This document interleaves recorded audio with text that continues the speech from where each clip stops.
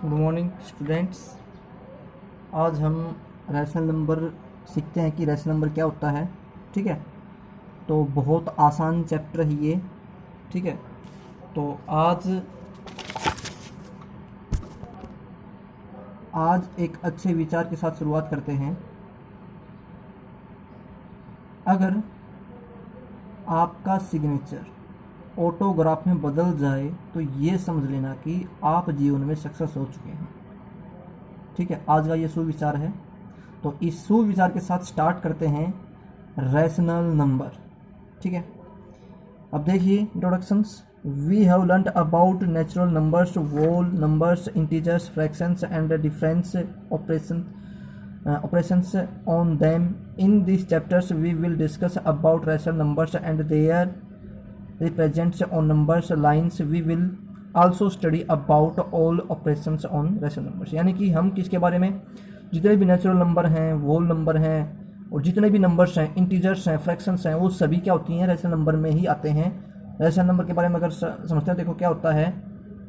ए number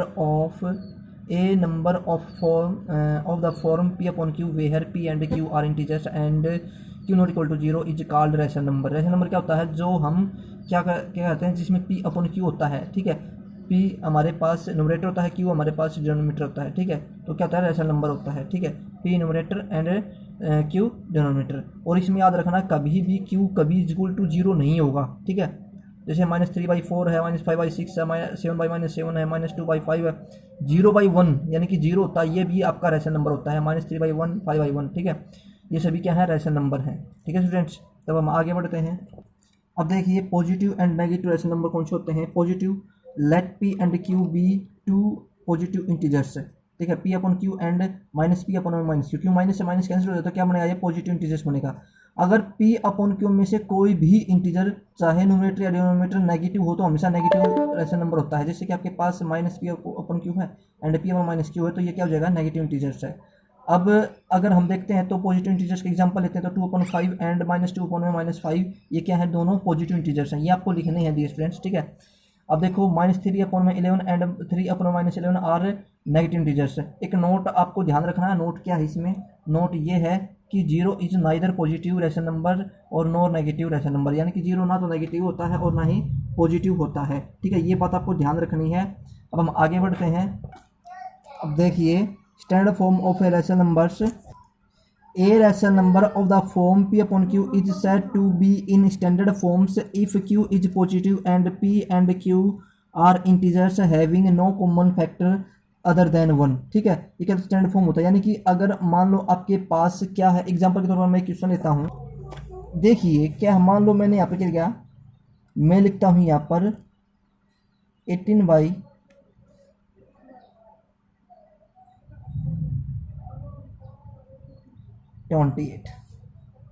इसमें देखो क्या है, इसको मैं क्या लिखता हूँ, 2 × 9। ठीक है, 2 × 14, यानी कि 2 से 2 कैंसिल हो गया। अब ये स्टैंडर्ड फॉर्म बनी है। कहने का मतलब इन दोनों में क्या था, 2 कॉमन था, तो ये स्टैंडर्ड फॉर्म नहीं थी। स्टैंडर्ड फॉर्म क्या होती है, जिसमें कोई भी कॉमन ना हो, ओनली 1 हो सकता कॉमन। कैसे, 9 × 1, 14 × 1, 9 × 1 = 9, 14 × 1 = 14। समझ में आ गया स्टूडेंट्स। तो जब आपके पास कोई भी कॉमन वैल्यू नहीं होती है तो वो स्टैंडर्ड फॉर्म होती है। ठीक है स्टूडेंट्स, तो इसमें भी यही बोला गया है कि इसके अंदर वो जो q इज पॉजिटिव, यानी कि पॉजिटिव इंटीजर होंगे सभी। ठीक है, पर जो उसके पास no common factor other than 1, यानी कि कोई कॉमन फैक्टर नहीं होना चाहिए, वही स्टैंडर्ड फॉर्म होगी। ठीक है, अब हम आगे बढ़ते हैं स्टूडेंट्स। देखिए सम यूजफुल रिजल्ट देखिए अब आप क्या है। सबसे पहले every integer and hence every natural number and whole number is a rational number. ठीक है, देखो जितने भी नेचुरल नंबर हैं ये रैशनल नंबर है, होल नंबर, इंटीजर, रैशनल, इन तीनों को अगर मिला दें तो क्या हो जाते हैं, रैशनल हो जाते हैं, कि सभी के सभी ये क्या है, रैशनल नंबर हैं। जैसे -3 = -3/1 लिख सकते हैं ना इसको हम। -2 है तो इसे क्या लिख सकते हैं, -2/1 लिख सकते हैं। 0 क्या है, 0 को 0/1 लिख सकते हैं। 2 है, 2 को 2/1 लिख सकते हैं। 7 है, 7 को 1/1 लिख सकते हैं। यहाँ पर ये कोमा है, ये देखो कोमा, ये अलग अलग नंबर्स हैं सभी। ठीक है, आर ऑल रैशनल नंबर्स। ठीक है स्टूडेंट्स, अब एक बार ये नोट भी ध्यान से पढ़ें, all natural numbers are whole numbers, all whole numbers are integers. ठीक है, all integers are rational number, ठीक है, ये सभी हैं। अब हम आगे बढ़ते हैं स्टूडेंट्स। अब देखिए स्टूडेंट्स, इक्विवेलेंट रैशनल नंबर्स कौन से होते हैं? Let A upon B a rational numbers then a rational number, यानी कि ए को मैं एम से मल्टीप्लाई कर दें, बी को एम से मल्टीप्लाई कर दें, तो ये क्या होगा? ये इक्विवेलेंट नंबर होगा, या फिर डिवाइड कर दें, ठीक है, क्योंकि ये क्या रहने वाले हैं? इक्विवेलेंट रैशनल नंबर रहने वाले हैं। कैसे? एग्जाम्पल के तौर पर देखिए आप, देखिए स्टूडेंट्स, क्या आपके सामने 8/12 है, 8 को मैं 4 से डिवाइड कर दूं, 12 को मैं 4 से डिवाइड कर दूं, क्योंकि 4 टू जा 8 तो यहाँ पर 2 आ जाएगा, 4 3 जा 12 होता, तो ये क्या है? इक्विवेलेंट है। क्या है ये? इक्विवेलेंट है।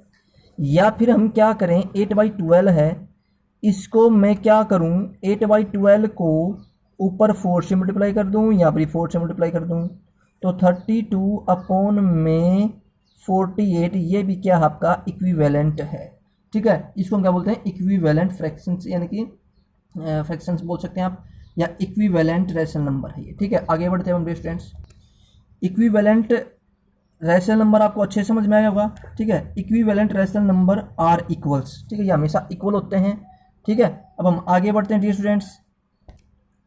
इक्वलिटी ऑफ रैशनल नंबर क्या होता है? जैसे two rational numbers A upon B and C upon D are said to be equal if A multiply D is equal to B multiply C, यानी कि हम इसकी क्रॉस मल्टीप्लाई करते हैं, ए की डी से मल्टीप्लाई की तो ए डी हो गया, बी को सी से मल्टीप्लाई करो तो बी सी हो गया, तो यानी कि जैसे हमने इस तरीके से क्रॉस किया है तो क्या हो जाएंगे? ये इक्विवेलेंट हो जाएंगे, ठीक है।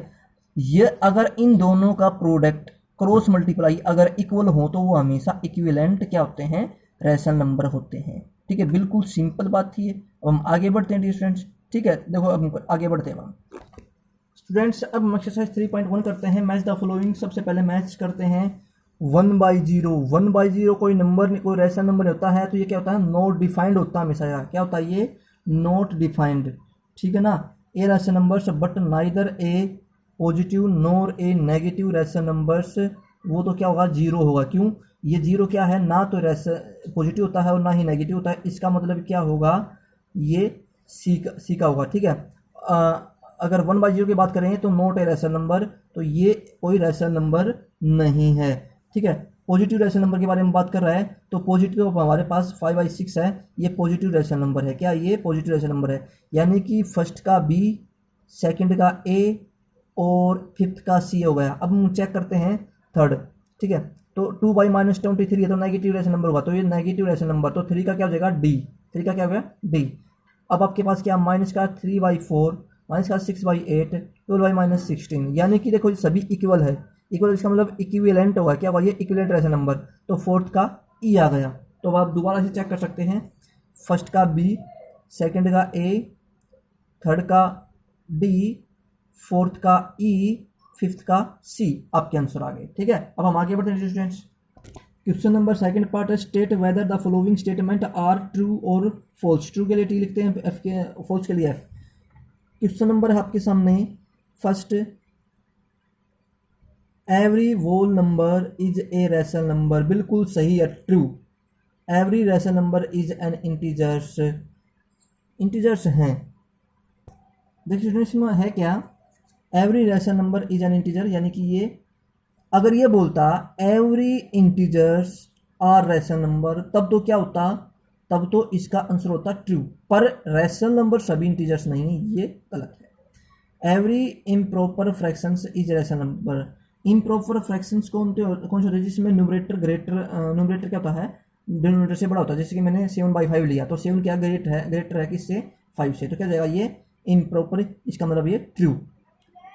अब फोर्थ देखिए, every rational number is a fraction, is a fraction. No, fraction जरूरी नहीं है, क्योंकि 0 एक फ्रैक्शन नहीं है। 0 क्या है? रैशनल नंबर है, ठीक है, ये बट ये फ्रैक्शन नहीं है, ठीक है, तो इसका फॉल्स होगा।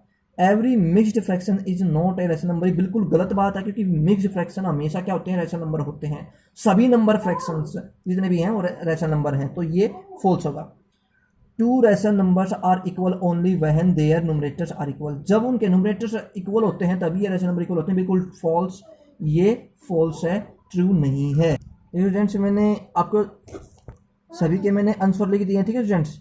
आप ये देख सकते हैं, फर्स्ट का ट्रू, सेकंड का फॉल्स, थर्ड का ट्रू, फोर्थ का फॉल्स, फिफ्थ का फॉल्स, सिक्स्थ का फॉल्स। आगे बढ़ते हैं स्टूडेंट्स। अब हम dear students, fill in the blanks हमें करना थर्ड पार्ट। देखिए आप 3/-27 है, क्या है 3/-27 है, तो मैंने क्या लिखा 3/-27 इज इक्वल टू 56 है। ठीक है, तो ऊपर क्या आने वाला है ये हमें बताना है। तो इसका मतलब अगर मैं इसको 8 से मल्टीप्लाई करूं तो 56 होगा, है कि नहीं। तो मैंने क्या किया है, अब देखो मैं समझाता हूँ आपको।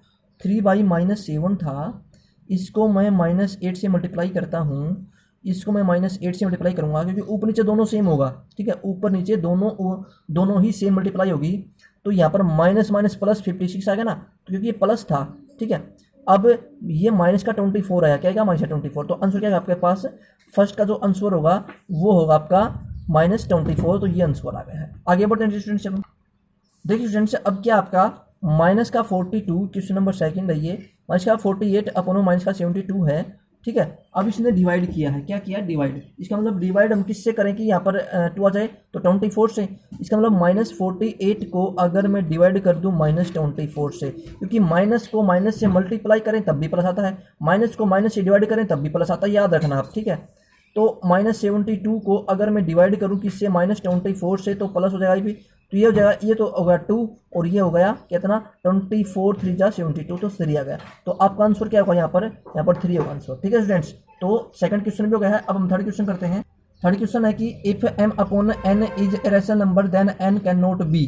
ठीक है, n कैन नॉट बी 0 होगा। ठीक है ना, अगर m/n रैशनल नंबर है तो यहाँ पर 0 नहीं होगा कभी भी। ठीक है, दी स्टैंडर्ड फॉर्म ऑफ -1 इज -1 क्या होगा आपके सामने, तो दी स्टैंडर्ड फॉर्म अगर आप लिखोगे तो -1/1 लिखेंगे। क्या लिखेंगे, -1/1। ठीक है, -1/1, तो आंसर क्या जाएगा इसका -1 ही आ जाएगा। अब देखो fifth question, if m is non zero integers then x upon y क्या है, x को हम अगर हम m से डिवाइड करते हैं तो y को हम m से ही डिवाइड करेंगे।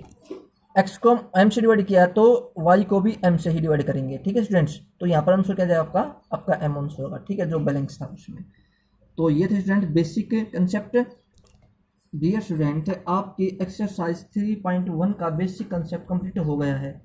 ठीक है, अब हम आगे करेंगे बाद में क्वेश्चंस 3.1 स्टार्ट करेंगे।